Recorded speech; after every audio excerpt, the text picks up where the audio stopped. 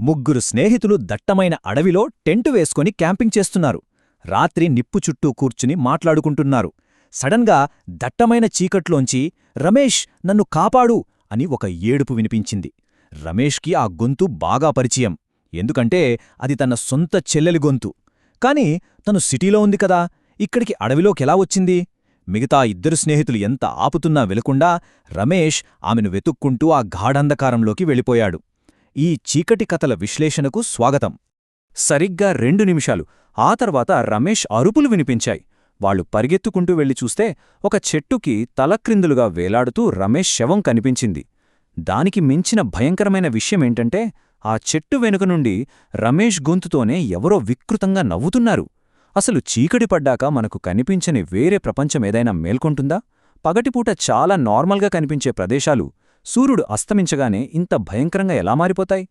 ఇలాంటి చీకటి ప్రపంచపు రహస్యాలు లేదా మనం అర్బన్ లెజెండ్స్ అని పిలుచుకునే విషయాల గురించి ఇప్పుడు మాట్లాడుకుందాం.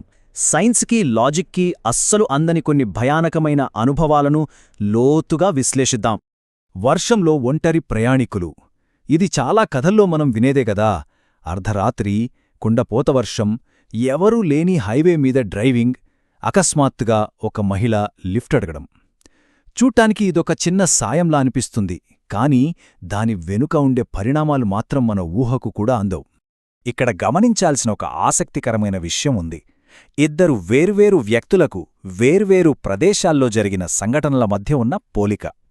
ఒకవైపు రవి అనే క్యాబ్ డ్రైవర్ నల్గొండ హైవే మీద భారీ వర్షంలో వెళ్తూ ఎర్రటి కళ్ళున్న ఒక అమ్మాయికి లిఫ్ట్ ఇచ్చాడు.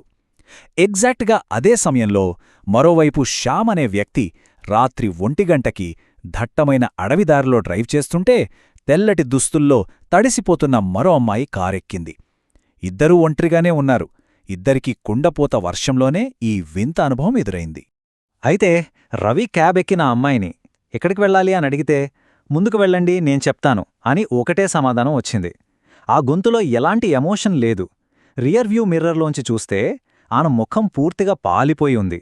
వర్షంలో అంతలా తడిసినా సరే ఆమె ఊపిరి పీల్చుకుంటున్నట్లుగా కనీసం ఒక చిన్న కదలిక కూడా లేదు. ఒక 20 నిమిషాల తర్వాత ఆ అమ్మాయి తన కీచు గొంతుతో కారుని ఒక పాత శ్మశానం వైపు తిప్పమని చెప్పింది. ఇక శ్యామ్ కథలో ఊహించని ట్విస్ట్ ఏంటంటే, కారు అడవి దారిలో కొద్ది దూరం వెళ్ళాక శ్యామ్ క్యాజువల్గా వెనక్కి తిరిగి చూశాడు. అక్కడ సీట్లో ఎవరూ లేరు. ఆ షాక్ నుండి వాడు తేరుకునే లోపే ఖచ్చితంగా వాడి చెవి దగ్గరే ఒక చల్లటి శ్వాస తగిలింది. నన్ను ఇక్కడే దింపేయ్ అని ఒక గుసగుస వినిపించింది. ఆలోచించండి, ఇద్దరి కథల్లోనూ కదులుతున్న వాహనం నుండి ఆ అమ్మాయిలు ఎవ్వరికీ కనిపించకుండా ఉన్నపళంగా మాయమైపోయారు. వదిలి వెళ్లిన భయంకర ఆనవాళ్లు. ఇదంతా డ్రైవర్ల భ్రమ అని కొట్టిపారేయడానికి ఛాన్సే లేదు. ఎందుకంటే ఆ అదృశ్య శక్తులు మాయమైపోతూ కార్లలో వదిలివెళ్లిన ఆధారాలు వాళ్ళు నిజంగానే ఉన్నారని ప్రూవ్ చేస్తున్నాయి. రవి వెనక్కి తిరిగి చూసేసరికి అమ్మాయి లేదు కదా, కాని ఆమె కూర్చున్న సీటుమీద నీళ్లకు బదులు నెత్తుటి మరకలతో తడిసిన మట్టి ఉంది. అంతేకాదు 100 సంవత్సరాల క్రితం నాటి 2 పాత రాగి నాణేలు కూడా అక్కడ దొరికాయి. అలాగే శ్యామ్ కార్లో మనిషి లేకపోయినా వెనుక సీటు కవర్లు మాత్రం వర్షపు నీటితో పూర్తిగా తడిసిపోయున్నాయి. ఈ భౌతిక ఆధారాలు చూశాక వాళ్ళెక్కించుకుంది మనుషులను కాదని స్పష్టంగా అర్థమవుతుంది. ఇదే అసలైన భయాన్ని క్రియేట్ చేస్తోంది. అద్దంలో దాగిన మృత్యు. ఇప్పటిదాకా హైవేల గురించి మాట్లాడుకున్నాం కదా. ఇప్పుడు ఇరుకైన, ఎవరూ తిరగని ఒక పాడుబడిన బ్రిటిష్ బంగ్లాలోకి వెళ్లి చూద్దాం. దెయ్యాలు, భూతాలు అంటే అస్సలు నమ్మకం లేని కిరణ్, వాడి ఫ్రెండ్ సురేష్ ఇద్దరం ఒక పందెం వేసుకుని ఊరి చివరున్న పాడుబడిన బంగ్లాలోకి రాత్రిపూట వెళ్లారు. అక్కడ ఒక గదిలో వాళ్లకు పురాతనమైన నిలువెత్తు అద్దం కనిపించింది. కిరణ్ నవ్వుకుంటూ ఆ అద్దం ముందుకు వెళ్లాడు. అసలు భయం అక్కడే మొదలైంది.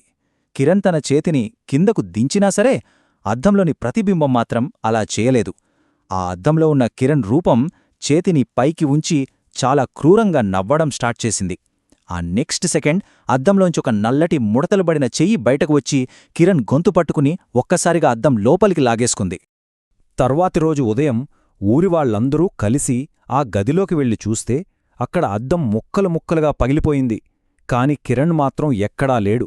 ఆ పురాతన అద్దంలో దాక్కున్న చీకటి రూపం కిరణ్ను శాశ్వతంగా తన ప్రపంచంలోకి తీసుకెళ్ళిపోయింది. అక్కడ మిగిలింది కేవలం ఆ పగిలిన గాజు ముక్కలు మాత్రమే. కిరణ్ ఏమయ్యాడో, ఎక్కడికి వెళ్లాడో ఇప్పటికీ ఒక పెద్ద మిస్టరీనే. మిగిలిపోయిన చీకటి ప్రశ్నలో ఈ అనుభవాలన్నింటినీ విశ్లేషించిన తర్వాత మనకు అర్థమయ్యేది ఒకటే: ఈ సృష్టిలో సైన్స్కి అందని, లాజిక్కి దొరకని రహస్యాలు ఎన్నో ఉన్నాయి. ముగింపుగా ఒక చిన్న మాట. ఇదంతా విన్న తర్వాత మన ఇల్లు, మన చుట్టూ ఉన్న వాతావరణమంతా సేఫ్ అనే ఫీలింగ్ ఖచ్చితంగా పోతుంది. మీరీ రాత్రి నిద్రపోయే ముందు ఒకసారి మీ మంచం కింద ఏముందో చూసుకోవాలన్న భయం మీకు కలగక మానదు. నిజానికి మన ఊహకు వాస్తవానికి మధ్య ఉన్న ఆ సన్నని గీతను చెరిపేసే ఇలాంటి అంతుచిక్కని శక్తుల జోలికి వెళ్లకపోవడమే ఎప్పటికీ సురక్షితం. మరో ఇంట్రెస్టింగ్ విశ్లేషణతో మళ్ళీ కలుద్దాం. అప్పటివరకు ఈ చీకట్లో కాస్త జాగ్రత్తగా ఉండండి.